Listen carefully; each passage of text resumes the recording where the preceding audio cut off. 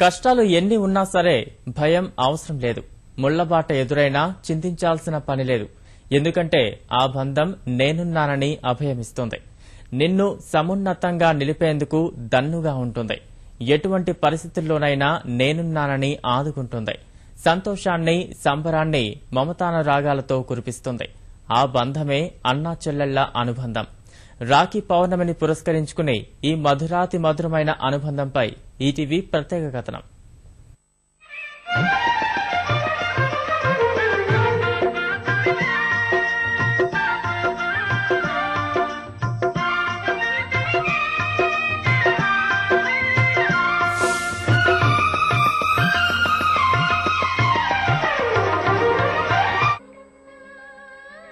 ఏడాది పొడుగున ఎన్నో పండుగలు, ఉత్సవాలు, వేడుకలు. వీటన్నింటిలో ప్రత్యేకమైనది రక్షాబంధన్. అన్నా చెల్లెళ్ల అనుబంధానికి ప్రతిరూపంగా ప్రేమ, స్నేహం కలగలిపి అనురాగాన్ని పంచే ఆత్మీయానుబంధమిది.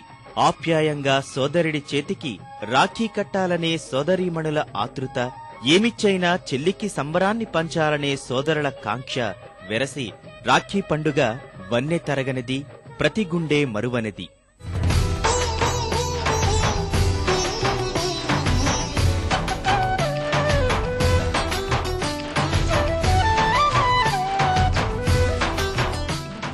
ఏ కష్టం వచ్చినా చింతవద్దు, నేను ఉన్నా అంటూ ఎదుట నిలుస్తాడు సోదరుడు.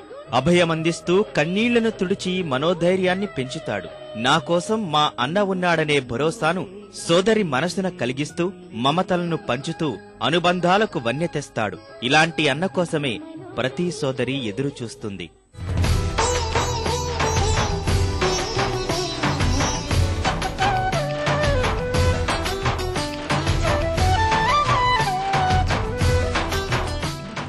వెళ్తున్న మార్గంలో ఎన్ని ముళ్లు ఉన్నా చిరునవ్వుతో ఎదురొచ్చి జయం పలుకుతుంది సోదరి. జీవితం పయనంలో కొత్త శిఖరాలను అందుకోవాలని సోదరుడి ఉన్నతిని మనసారా కాంక్షిస్తుంది. గుండెల్లో ఉన్న చిన్నపాటి నిరుత్సాహాన్ని, నిరాశను కూడా సోదరీమణులు చిటికలో మాయం చేస్తారు. ఎవరున్నా లేకున్నా అన్నా అనే పిలుపును సోదరుడు అందుకే కోరుకుంటాడు. అందాల చిన్ని దేవత ఆలయమే చేసి మాయద, అమృతమే మాకు పంచగా అంతా ఆనందమే కదా. అనురాగం కంటి చూపులై, అభిమానం ఇంటి దీపమై, బ్రతుకంతా నిండు పుణ్యమై, ముడివేసే పూర్వ పుణ్యమే కలకాలం మన్నలకు ప్రాణమై. బంధాలు, అనుబంధాలు దూరమవుతున్న ఆధునిక కాలంలోనూ అన్నా చెల్లెళ్ల అనుబంధం పటిష్టమవుతోంది. యువత ఇప్పుడు కుటుంబంలోని అన్న, తమ్ముడు, చెల్లి, అక్క బంధాలకు ఎక్కువ ప్రాధాన్యమిస్తున్నారు. తమ ఒత్తిళ్లను, జీవిత రహస్యాలను, ప్రేమ విషయాలను ఇలా ఏదైనా తోడబుట్టిన వారితో పంచుకుంటున్నారు. ఒకరికి ఒకరు తోడుగా నిలుస్తూ తోడబుట్టిన బంధం అంటే ఆస్తుల్లో వాటా కోరేది కాదని నిరూపిస్తున్నారు.